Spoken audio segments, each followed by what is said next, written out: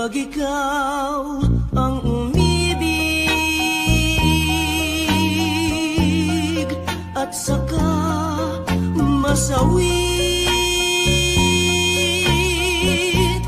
Di mo ba daramdamin ito